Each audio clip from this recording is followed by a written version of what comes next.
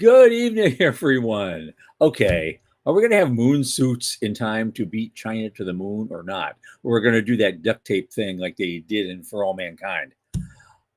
Someone is actually awake at the wheel at Axiom. We'll tell you what happened here soon. A couple of things about China. They want to deepen the commercial space sector. We're going to find out what that means.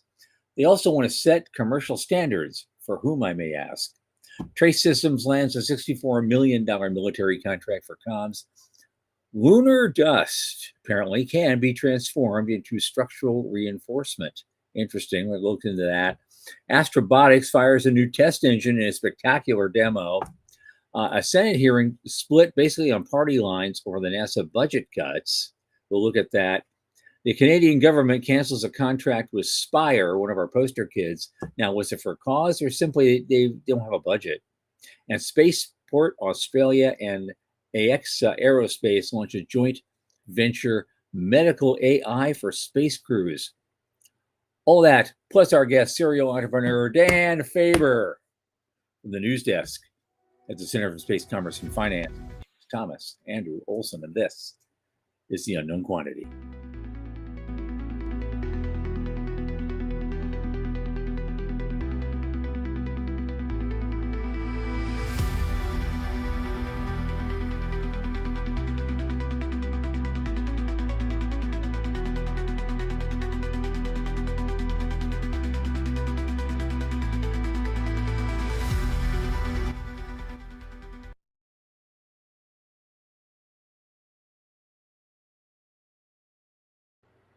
Okay, and as you know, this show is sponsored by the Center for Space Commerce and Finance. And what do?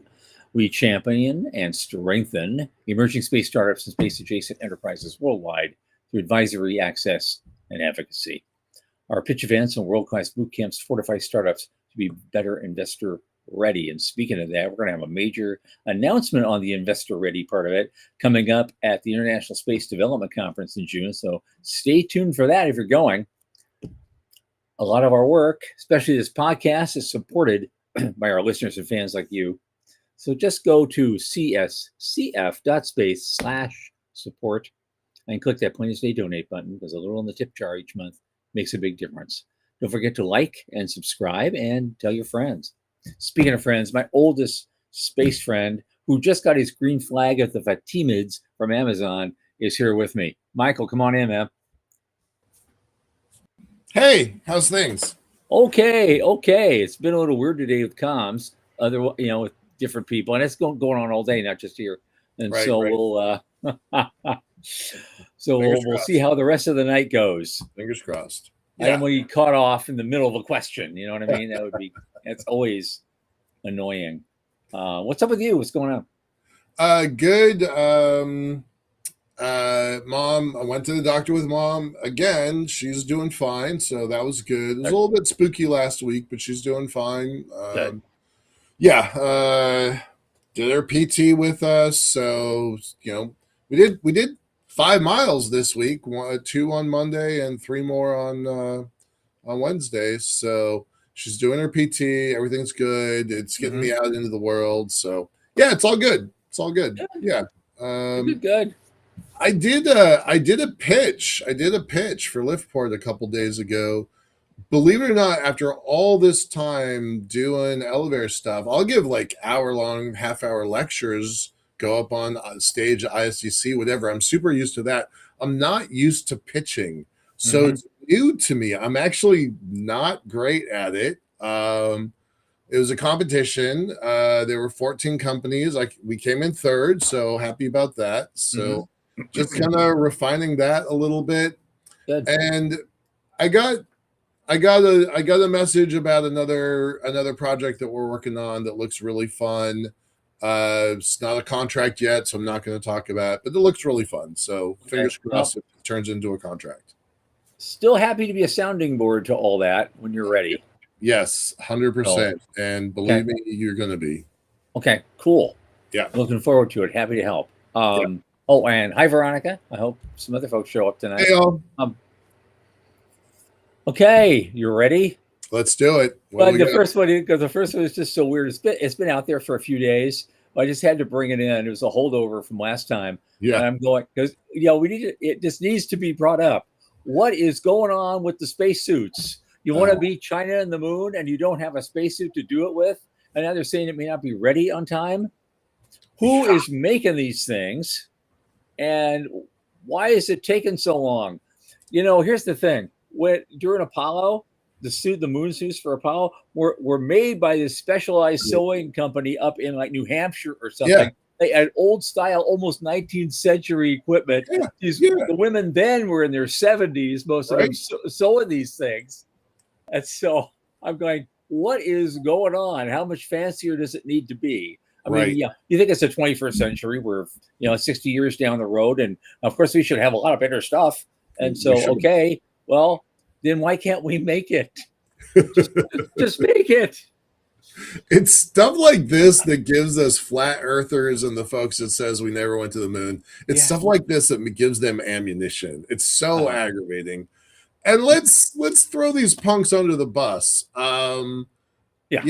Axiom, with their super saturated board of folks with credentials and background from NASA, they were in the lead for space station work. And so along the way, they're like, hey, we should do spacesuits too.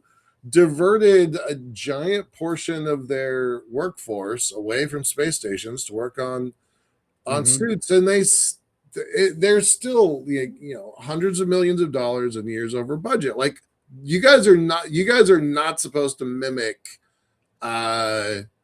the industrial complex, right? You guys are supposed to not do what everybody else has been doing. And they're coming up in a second. There's one ray of hope coming out of that. Because, we've talked about this before, the Axiom conundrum, when they charged a standard price to the Saudis, who would have paid $250 million per seat easily just to have the seat. They would have paid anything. They have piles of cash. They would have paid it. And then they fly them for 57 mil a seat, or 53 or whatever their standard rate was at the time. And then a year later or less, they're bitching they don't have enough money and they need to go raise again. You could have had $1 billion in your pocket, on one flight, and then you would have been sitting pretty for a while instead of having to go back to the well. And so, it's one of our favorite pundits out there, who shall remain nameless, would tell them, they shit the bed on that one, didn't they? Well, here's a case coming up here where they the next file where they actually just pointing out from Dallas. He's like, remember, NASA's failed making a spacesuit for many years. Exactly. That's why we're in the mess in the first place. So it was supposed to be the commercial sector to the rescue, and instead it's the same as we've been. He's absolutely right, because the thing was, like, they're basically, even on ISS now, they're basically using the same suit, more or less, with some modifications that Bruce McCandless wore when he was floating free in the 80s. Right. Yeah. This is what we're talking about. And some of it's so bad. One guy almost drowned in his own suit because he got a water leak during an EVA. I mean, my God, that would have been the worst thing ever. That can't be good, right? All right, moving on. I'm frustration about this, but they should be doing better. Honestly, they should. Yep, they should. But Axiom, that was the other thing. This is it, because they not only are they having these problems, but they're hiring the wrong people. Finally, somebody paid attention. They keep bringing in the H-1B guys, metaphorically speaking, and they've been just having this revolving door. And finally, they finally said, hey, after 6 months, this guy really isn't working. In a previous life, they would have kept him on for 2 years before they figured it out. I don't get it. I mean, if they're trying to check off a box, it's not working well for them. I hope they'll stop doing that and just do the work. And so maybe they pull this guy off, and now they're bringing in another old NASA guy, or somebody, or they're bringing in somebody who actually, has some experience doing something. And so we'll see how that goes for them. This quote in here by the new CEO, at first it sounds really cool. It says the next man and first woman to walk on the moon will be in an Axiom spacesuit, and we're building a commercial space station, what a mission, and a company. All right, so that sounds really cool on the surface if you just read it the way it is. But remember, what he's done here is he's inverted the priority.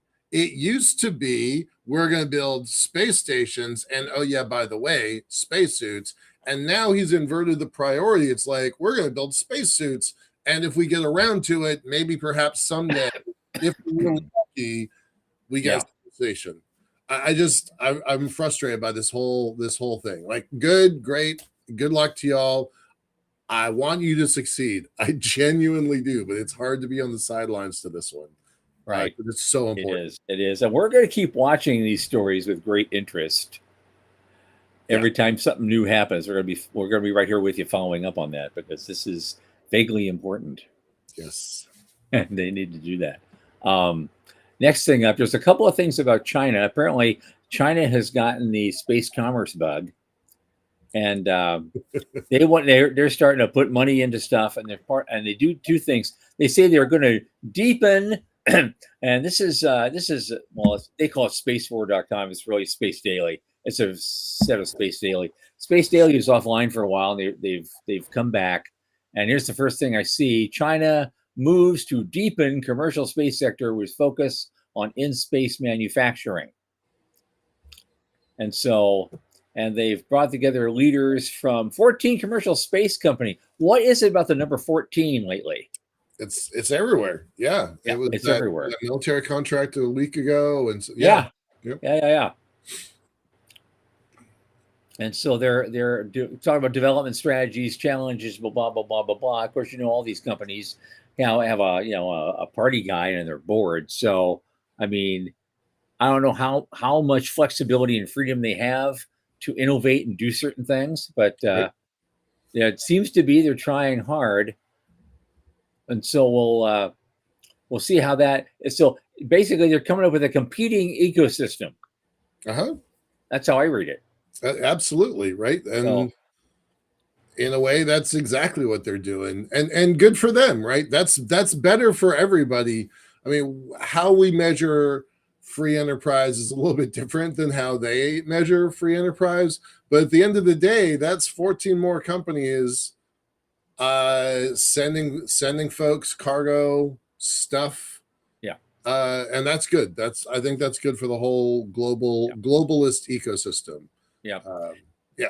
And as a kind of an annex to that, they're also starting to, and here's where it comes in. Here's where the party guys come in. They're setting their first commercial space standards. Now they say the aim is to cut cost and unify the industry, right? But I think it's a little bit more to it than that. Just saying. How many guests have we had on the show that talks about Chinese lawfare?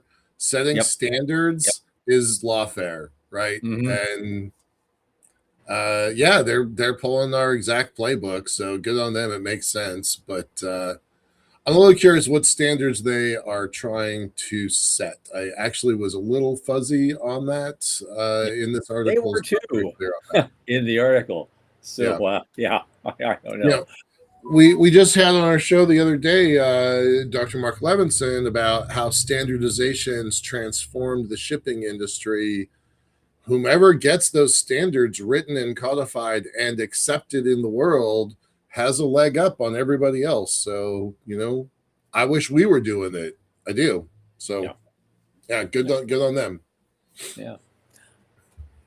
Okay, what else? Actually, there is one thing about money today. There's not a lot in the world of money today, even though we're at the crossroads of space and money.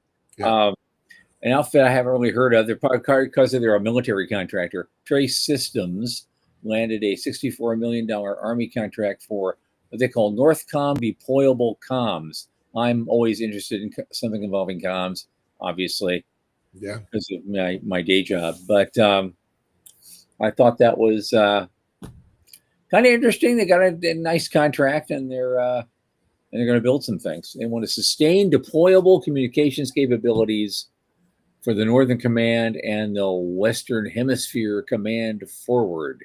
They have so many acronyms for so many things. But it's also part of the communications backbone that they rely on for disaster response, civil support missions, and coordination with partners. So they're going to be delivering all sorts of technical services. Right on. So that was a nice deal for them. Here is something I actually thought was really interesting. I didn't get a chance to read it. It's relevant to us. Yeah. This is they want to build. Of course, the challenge is always to build strong, durable infrastructure on the moon without transporting everything from Earth. And now we got some new research out of Rice University, our buddies. It points to a solution drawn from the lunar surface itself. They want to transform that abrasive dust that's everywhere into a valuable structural resource. And they did this study and they did some experiments, and they take that dust and they're incorporating it into a fiber reinforced polymer composite. Love that. To improve their structural performance. Maybe Dr. Doug needs to look into this. Yeah. I love that. I don't know that much about this system or this company, so I'm not going to try to talk about something I don't know that much about. But I will point out that as this comes out of Rice, we once upon a time were pretty involved with Rice, and Dr. Smalley was one of the first folks in America to build out carbon nanotubes and start a whole department around nanotech, and especially carbon-based nanotech. And that materials piece that Rice picked off from Kennedy's speech 60 years ago is they are a powerhouse in materials technology. I don't feel like Rice gets enough credit for that, but that's a space worth paying attention to. So good on Rice, and good for this, because we need construction materials on the moon. Yeah, neat. It's neat stuff. I don't know if it's me or it's you, Michael, but I'm losing you. I'm just you're just kind of slowed down. Oh no! Nothing. I said something pithy and clever, and you don't need to worry about it. Maybe it's just me. All right. Are you there? I can hear you loud and clear. All right. I'm going to move on and hope you are with me, because I think I'm live and I think you're not. Sean is saying, our producer is saying both of us are fine. So Tom, just keep talking. We'll get through this. Well, you keep, for some reason, you keep going in and out. Okay. And you slow down to nothing. And I see myself fine. I think Sean sees me. Yep. This is going to be and weird. Veronica is telling us everybody is fine. Now he's losing it. Okay. All right. I'm just going to keep going. We've got okay. largely split on we'll just keep moving on, because that's how the show goes. Right. Okay. So, it must just be me. You know what? Yeah. I tell you what. What if? Here's what I'm going to do. Why don't you go to the next news item? Okay. About the Senate hearings. Yep. I'm just gonna leave completely and then come back again real quick and see if that happens. All right. Now I'm hearing you. Okay. All right. Be right back. So I don't think anybody's going to be surprised by this headline. Senate hearing largely splits on party lines over proposed $5.6 billion NASA cut. I don't think anybody's surprised by that. This is exactly a replay of what we had last year. The Science Mission Directorate's potential cut of 50% would terminate 27 operating missions, cancel 26 missions in development, zero out the Office of STEM Engagement, and push science funding more than $1 billion below the 2007 levels. So inflation be damned. That's $1 billion below 20 years ago. So, Yeah. of course, people are pretty hot about that. I get that. Uh, I don't think we have it on this one, but Jerry Isaacman went to Congress and he actually defended the cuts in lockstep with the president's requests. So, Well, so what does he know that we don't? There's got to be something going on because there's well, all this stuff they want what to he do, knows and he is wants to it's cut like, himself off and, do and you shoot want himself in the foot. do you want the job? Toe the party line. Do you not want the job? Buck the system. I mean, I don't think that's very complicated. Well, no, I'm Uh, not. I'm not disagreeing on that. I'm saying, what else does he know? What else has somebody told him that he's not telling us? And there's going to be a source of cash coming from someplace else. I don't think so. I would be surprised if they could get that same Hail Mary response that they got from last year. I would be surprised if Cruz steps in at the last minute with some renewed funding. Remember, the funding last year that got renewed went to the wrong place. It went to SLS, it went to Gateway, it went to all the missions that eventually got cut. So Isaacman is out there saying, look, NASA is going to the moon. Everything else does not matter. Everything else is deprioritized. Let's do this one thing and do it well and get boots on the moon before the next election cycle. And he's working really hard at that job.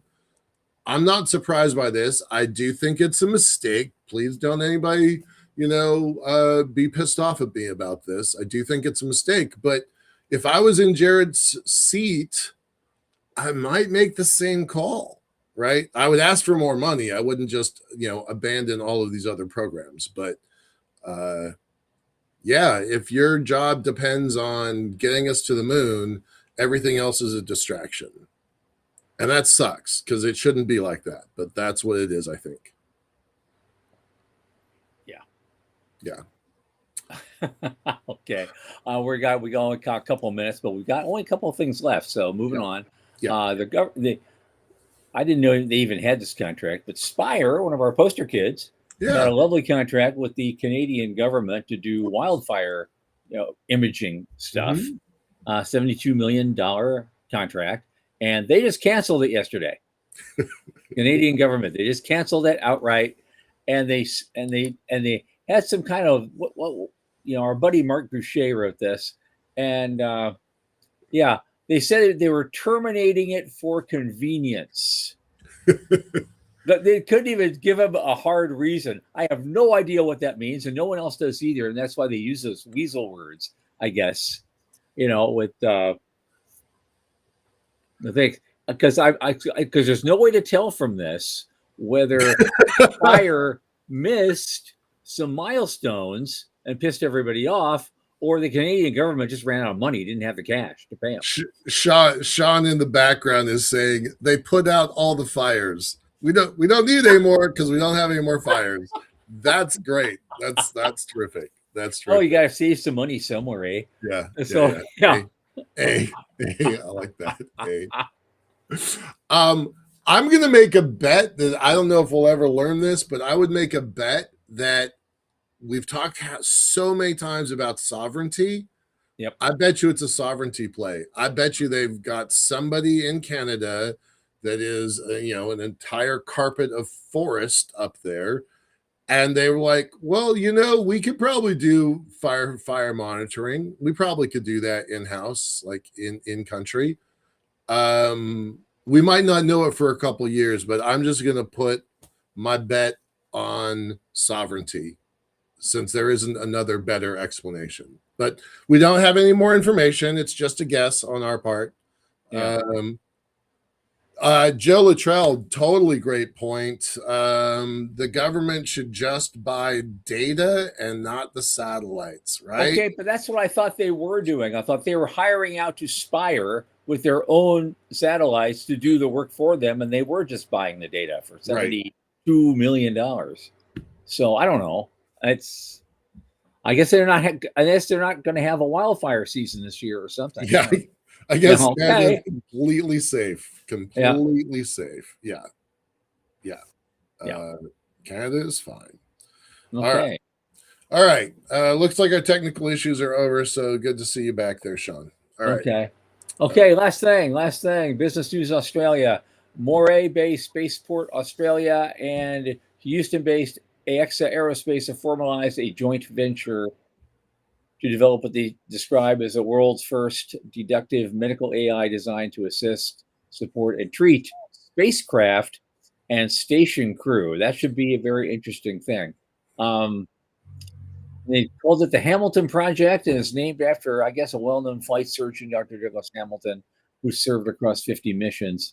And so they want an AI model capable of functioning as a medical resource for crew operating in environments where real on Earth is limited or impossible. So I guess a little bit of latency may not be as bad as most people think might, because they're still not doing emergency situations. If somebody just had a brain hemorrhage, what are you going to do? Let's talk to the AI. No, Right. I'm not going to do that anyway. So Right. That's great. I love it. We're starting to pay a lot more attention to the Australian space program because of our friends down there. It's neat. I like it. yeah, remember Jason Held said it's all his fault. Yeah, absolutely. I do. Thanks, buddy. Dr. Held, appreciate it. Right on. And speaking of Australians, are you ready for our guest? We are. Okay. I'm going to put, while we bring him on, there's a couple big reports that got launched this week. I'm just going to put them in the chat. We're not going to talk about them, but they are worth looking at.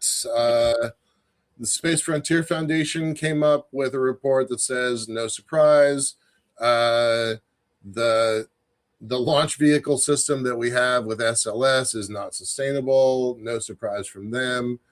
There's a good report from the Space Industrial Base set of meetings that came out of New Space Nexus, posting that one. And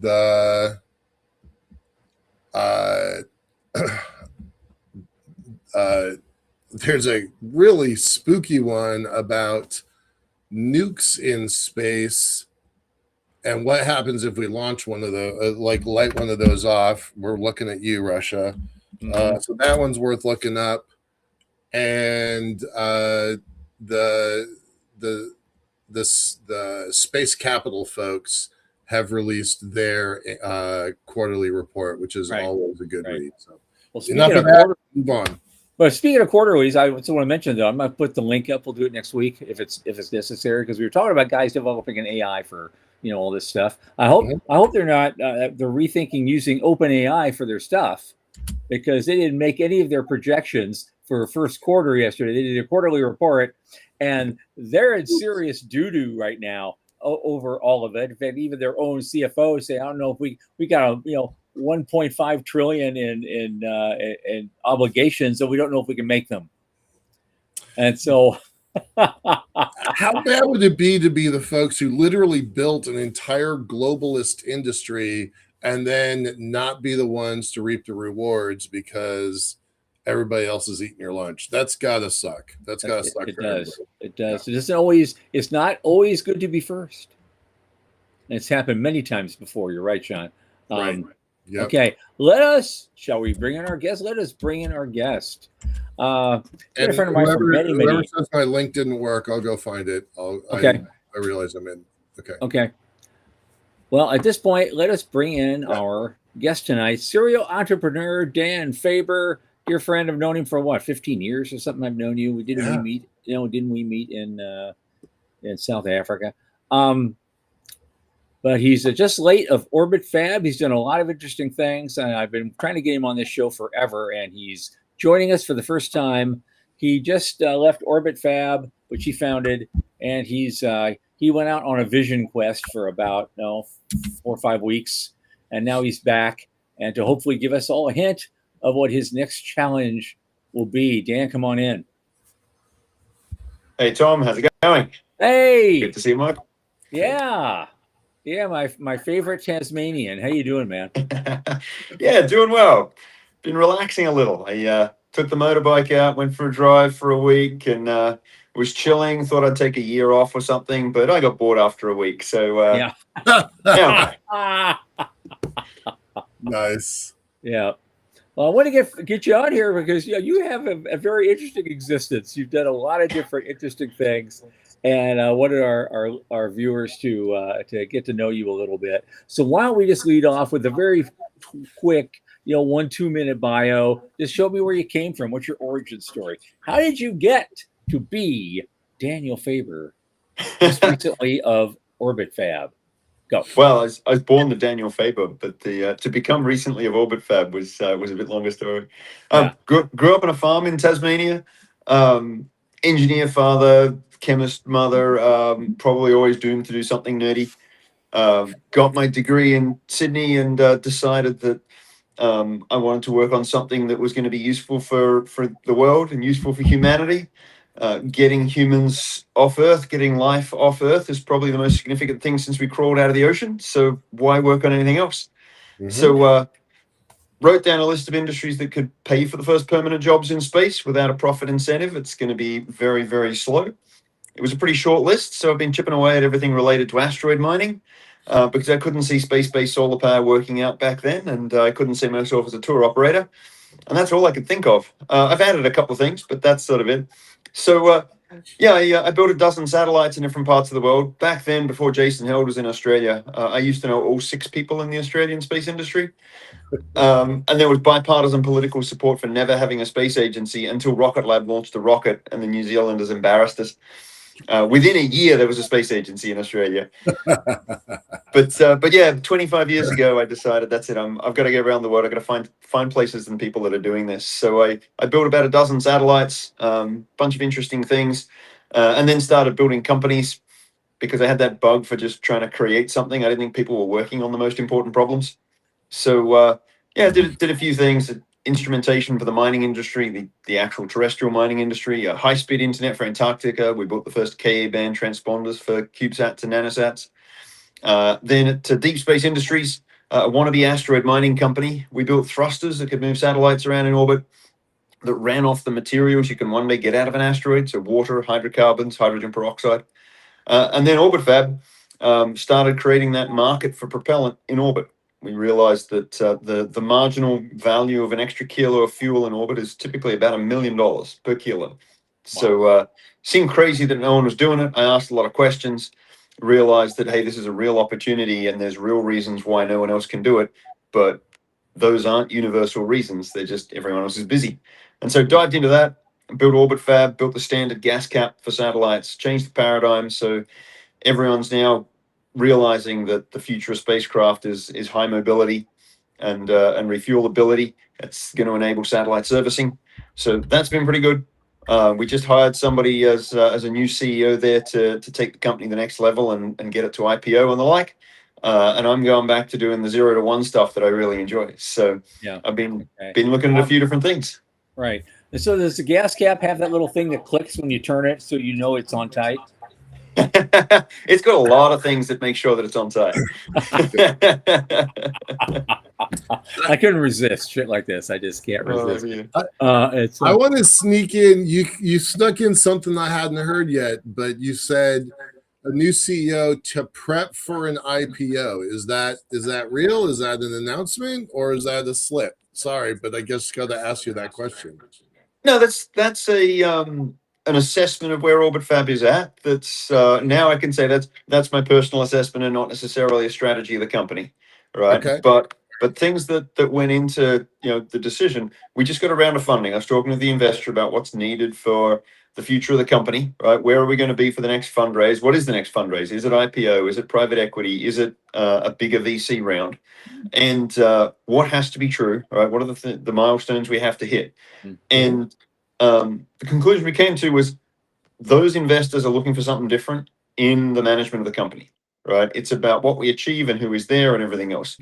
And so if we want to bring somebody on, the best time to do it is right now. Give them the maximum amount of time to build the relationships with the finance community, get the wins under their own belt, so that they're in the strongest position to be able to make that next fundraising successful, whatever it is. I use IPO as shorthand for the next fundraising, but it looks very different because the company is now scaling. Okay. Yeah.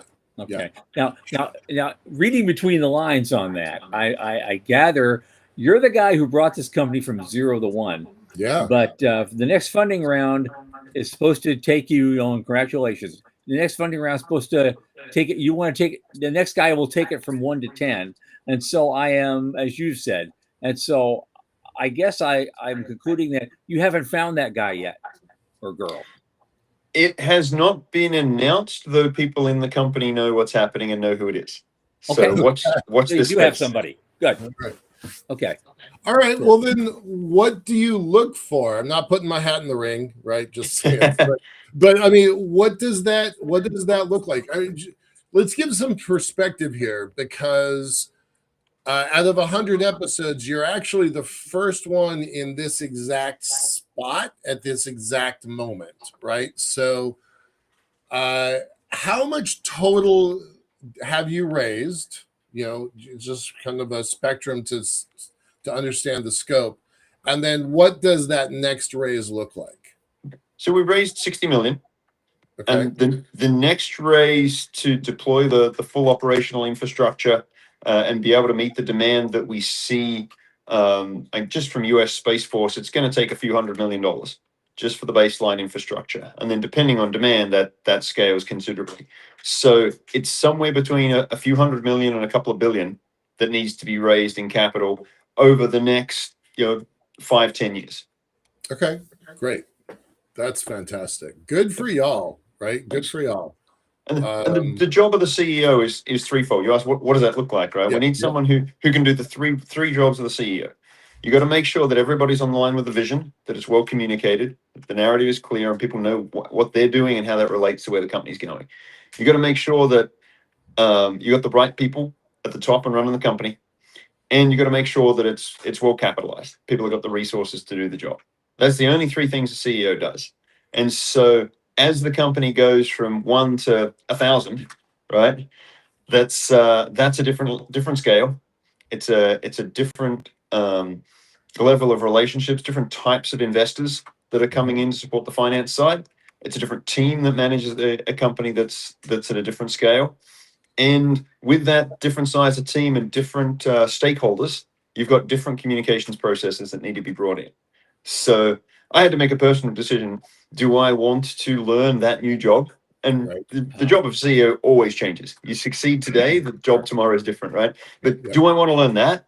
Or do I want to do what I really enjoy? Get something off the ground, and that's the decision I make. So I'm pretty happy, to be honest. Good for you. Good for the team. I've said this lots of times.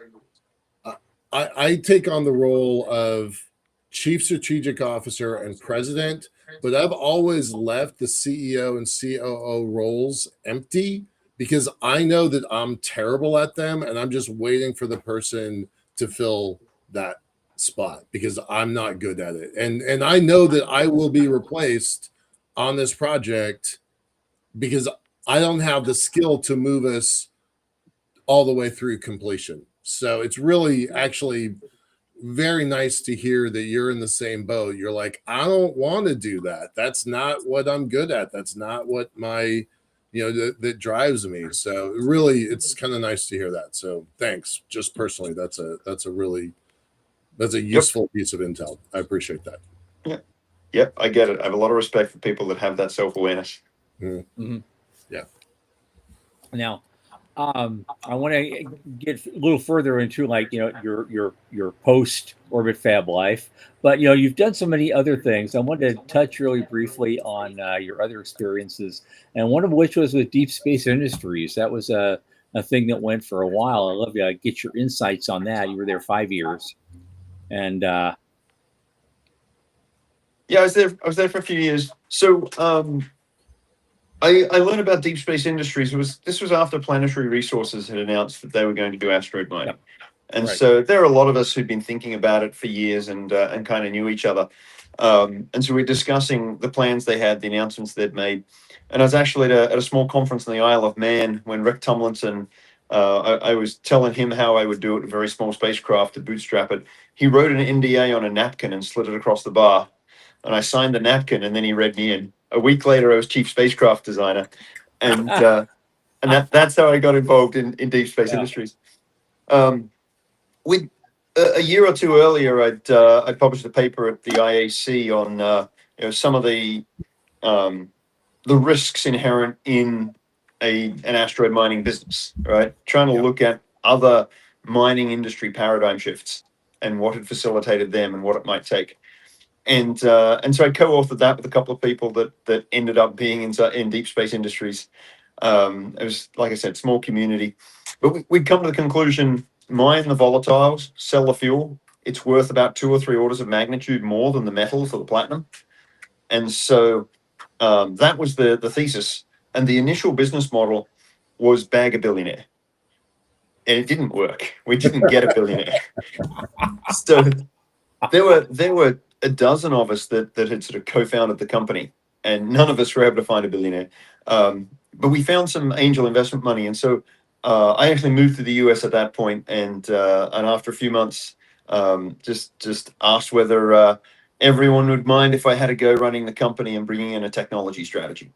And so while asteroid mining was still the big, hairy, audacious goal, the strategy was to build the thrusters, build thrusters that ran on material you could get out of an asteroid, but focused it on launching everything from the ground, launch the propellant from the ground, and nail a gap in the market, which was fairly obvious. There are a lot of small satellites starting to be built, and there was no thruster for them. And so we built that, and it was a steam kettle. Right, we superheated water and pumped it out the back, and it was so boring. No propulsion engineer in the right mind would want to work on it, and every systems engineer wanted to buy it because it was boring and it was going to work. Right. Nice. And we leveraged that to become the prime contractor for the Hawkeye 360 first generation spacecraft. So first we built propulsion systems, then we became a satellite integrator. Yes. And the strategy was to then start hosting payloads. So if you see the business model of Leap Space, it's hosting payloads as sort of a condo sat. Our goal was then to have those payloads changed in and out, so you have a sustained platform on orbit, at which point refueling makes sense. And nobody cares how we operate the satellite. So we don't have to disrupt everybody by making them buy this material in orbit that we've produced. We use the material in orbit. We become our own customers. And our customers are the transponder owners, the telescope owners, the demo payload owners, who just want to put their payload onto a platform in orbit and have it do a mission. So in that way, don't disrupt the customer, disrupt the competition. If you're going to disrupt the customer, become the customer, and then you're not disrupting your customer. Your customer moves further downstream. So that was the strategy.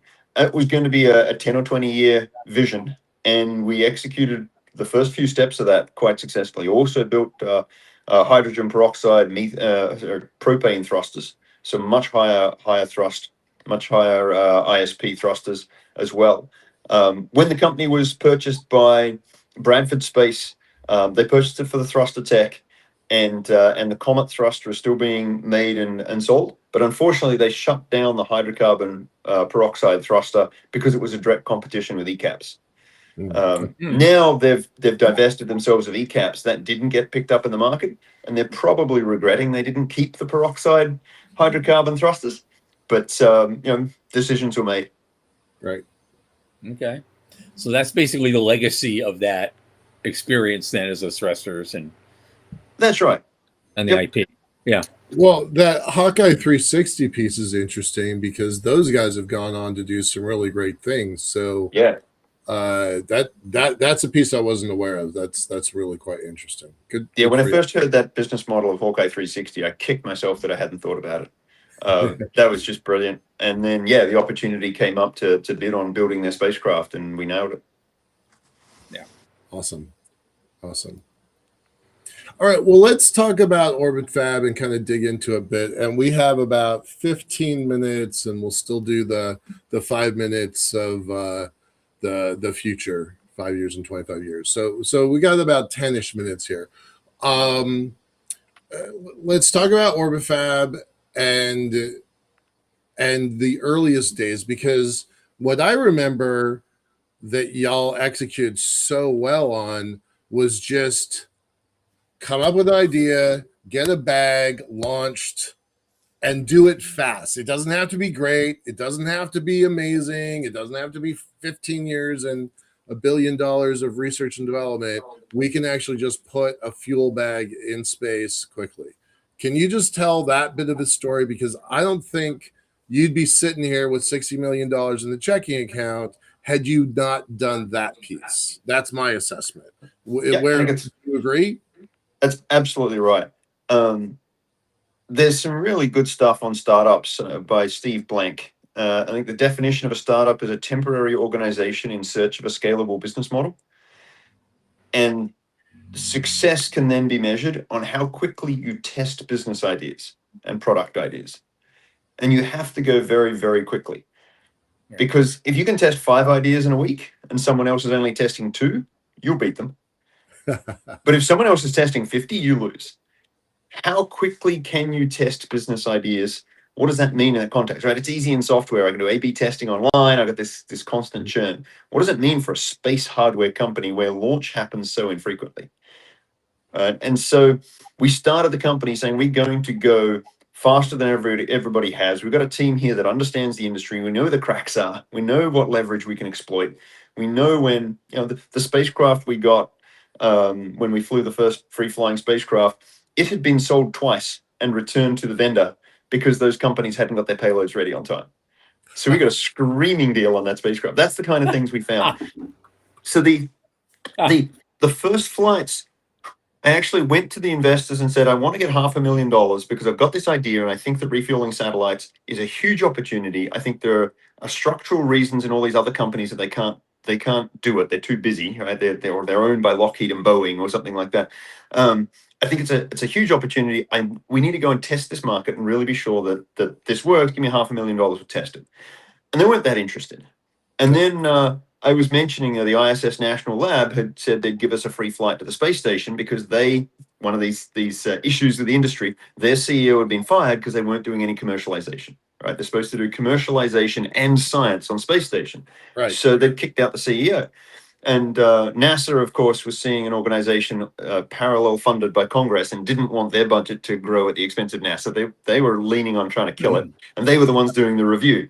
So Right. the ISS National Lab guys were desperate for commercialization story and just said, we'll give you all the upmass and all the astronaut time. My gut reaction was, that's terrible. I don't want to put my highly aggressive propellants in a space station. I don't want to put astronauts at risk, especially as I'm doing R&D. I've got to take risks. This is a startup company. But they were insistent. And the VC, one of the VCs I talked to said, how much would it cost you to put something together? And I'm like, well, look, I could pump some water back and forth. We can learn about the pumps. We can learn about a couple of different systems. We can try some stuff out. $250,000, right? And he's like, well, I'll fund that. And that was it. So we then had I think it was June 10th, we got the funding from the investor. And a few days earlier, I'd got the letter from ISS National Lab saying, yep, we're going to back your flight. And we had a napkin sketch of what we're going to build. And there was a flight in November. And of course, they need the hardware 2 months in advance. So we had 4 months to build it. Right. And we told NASA what we were doing. We're going to pump water back and forth. And they freak out a little because you can drown an astronaut in a gallon of water. Tom mentioned that they had a leaking spacesuit once, right? Terrifying. But even inside the space station, you can't wipe the water away. Like, it doesn't drain. It just loops back thanks to surface tension. And so this is a catastrophic level hazard. You've got to be very careful about these things. And so they were ready to throw the book at us. And then we told them, like, after we've pumped the water back and forth, we're going to pump it into the space station so you can drink it because we're a supply company. And that freaked them out because we're actively pumping into the water bus on space station. And if it springs a leak everywhere, then they've got a damp space station. I mean, you're evacuating it. That's a bad day. So they threw the book at us like, okay, this is going to take you 2 years. And we're like, no. We're doing it in 4 months. There's a launch coming up.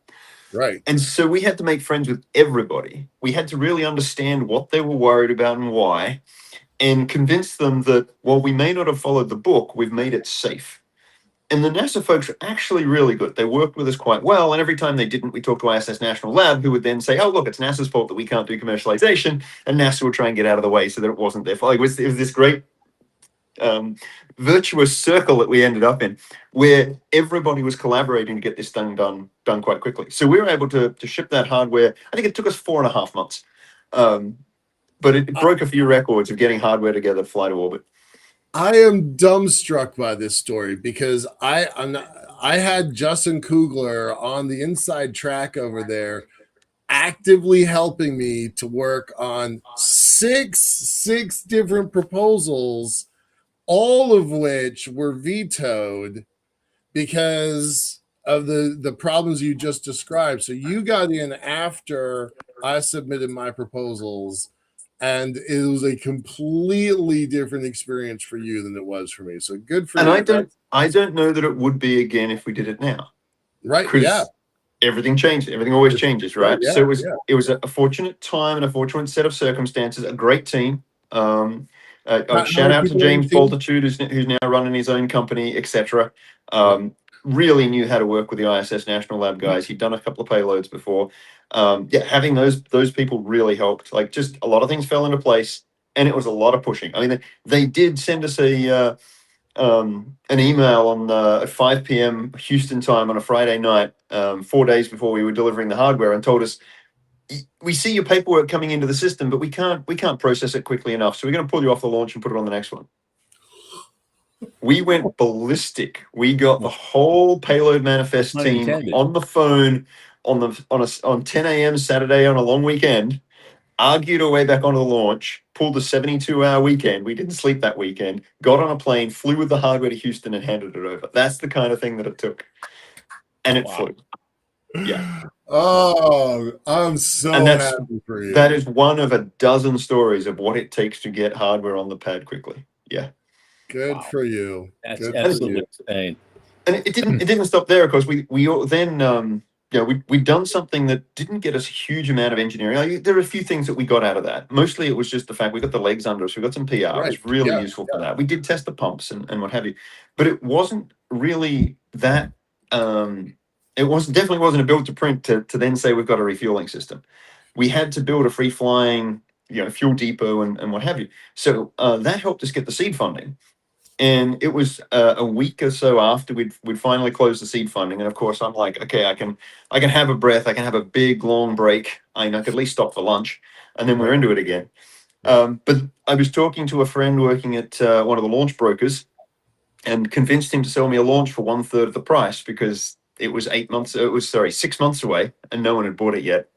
I then, like I mentioned before, managed to get a bus that had been sold a couple of times and returned to the vendor for about 1/3 of the price. We let some other payloads on there, and that helped. We then went and played a game of Stone Soup and said, look, I've got a launch, but it'd really be good if it had a thruster.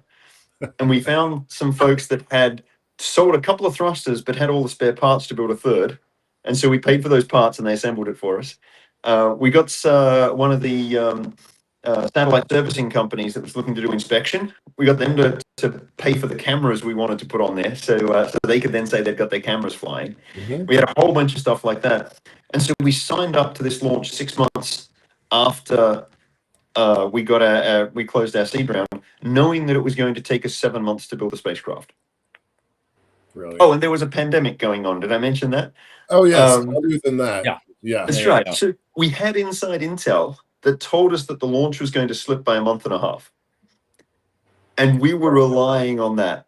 But the launch broker had sold us this flight and carefully crafted the contract. We weren't actually manifested on the flight. They were banking on somebody else not making it and having to change them out. So we weren't manifested on the flight until 2 months before it flew. Oh my God. Which was 6 months after we started the project. The launch slipped 2 months. Our program slipped, a month and a half or something. Like, we ended up winning the game of launch chicken by about 2 weeks. And thankfully, someone else dropped off. And that's what it took to get that first fuel depot into orbit. Jesus. And it didn't perform perfectly in orbit. Okay, right. We then had flight heritage on the first version of the Rafty gas cap. So we then talked to all the national labs, to the Space Force and what have you, and said, hey, put this on everything. It's TR09 now. Mm-hmm. And the resounding response was, hell no, never. Right. That thing sucks. Which is just what you want to hear. It was actually just what you want to hear. They sat down and said, here is a long list of reasons why you suck. With it? Yep. We got product requirements. For less than $1 million in about 8 months, we got product requirements, so we knew exactly what we had to design to, and we'd already started shifting that paradigm because now people had thought through it. Before we would ask, they're gone, oh, just tell us what you've got. We don't know we don't know how that would work. Right. And then all of a sudden, they're forced to sit down and say, well, we have thought it through, and here's why your thing is so terrible. Amazing. That's so good. That's so good. With hydrogen peroxide, which at high off, it's not toxic or carcinogenic, just kaboomable. And so we knew what was wrong with it. Yep. We'd already fixed most of it. So 2 months after we got their requirement, we turned around and said, well, here's your design. Thank you so much for telling us how to do this. And they were shocked because they thought the requirements were contradictory. They didn't think anyone could do it. And there was their design. We turned the critics into champions, and that's what made the company. Then we had to pivot from taking all this risk. I mean, the number of things that could have gone wrong. If we'd have made something NASA wasn't happy with at the ISS stuff, we would have just had to start from the beginning, right? All that risk was on us. Yep. If we'd have not got this thing to the pad, like so many reasons that might not have got on the launch, that would have been on the company, and we probably wouldn't have raised the next round of funding and would have died.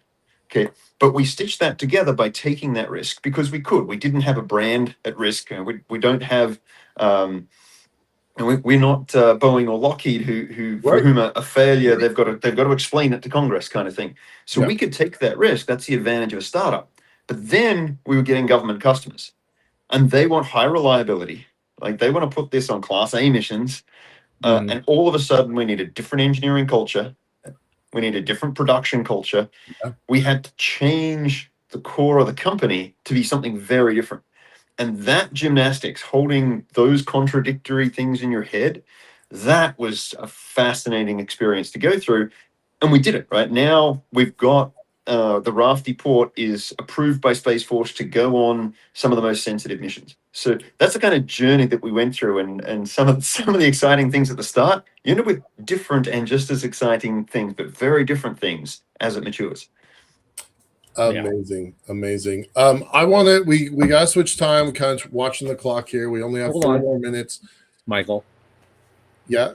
Michael. Here's what I want to do. I know we want to go into the 525 here in a second. Yeah. But before that, I got a quick minute. So you've made this journey, and you've gone out on your motorcycle ride and done your vision quest and everything. So can you tease us even what's next for Dan Faber? What's your next 0 to 1? Well, there are a few things that I've been looking at while OrbitFab was building, things that are enabled by what OrbitFab's doing. So there's a bit of a tease, because skate to where the puck's going, right? What is the space industry going to look like in a few years? And so all I'll say is that the company's called Bent Pipe. We're all on a bender, and it's a communications play, and that's all I'm saying right now. Okay. Very good. And so again, let's move on now. So we're in that part of the show before we end. Your view, what does this industry look like 5 years from now? And what does it look like 25 years from now? Gosh, so many things have been changing. In 5 years, launch prices will start going down again instead of going up. There'll actually be competition to SpaceX, at least at some level. And there'll be some response in pricing. And so all those investments that were made 3-4 years ago that are now starting to pay off in flights, they'll actually be able to get them to orbit, which is starting to be a challenge right now. And so it's the maturation, the actual realization of value creation from all the things that got invested in a few years ago that are getting demoed right now, that are going to be rolled out.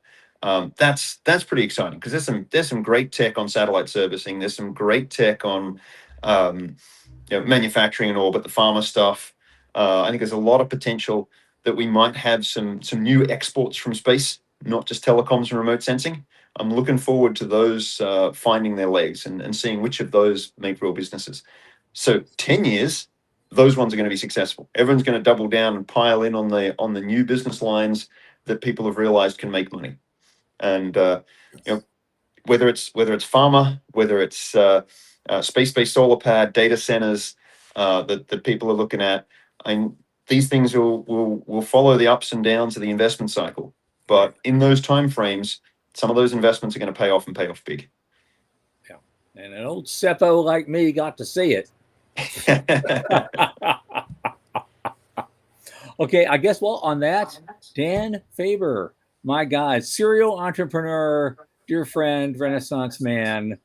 It's always a thrill to see you anywhere and anyway. And we're going to be seeing each other again real soon now in about a month at the ISDC. Looking forward to it. You got some stuff you're doing. You're going to be on one of my panels. It's going to be an amazing, amazing time. And I'm looking forward to seeing you there and have the kind of weird tomfoolery and fun that we usually have when we get together in one place. Don't know what you're talking about. Always good to see you, Tom. Great to see you, Michael. With us. That'll really be a trio from hell. Oh my God. Okay. Thanks so much for being here. And let's see, who do we have on Monday? We have our new guest will be a financial manager named Caden Meek from Lifetime Financial Growth. And he's going to give us what he calls an outside perspective of what he sees in the industry. So obviously he's not involved in it directly, but he's been digging in and he has some perspectives, and we're going to hear that. That'll be next Monday, 8 p.m. Eastern. So for Michael Wayne and Sean Key, I still remain Thomas Andrew Olson. Keep watching the skies.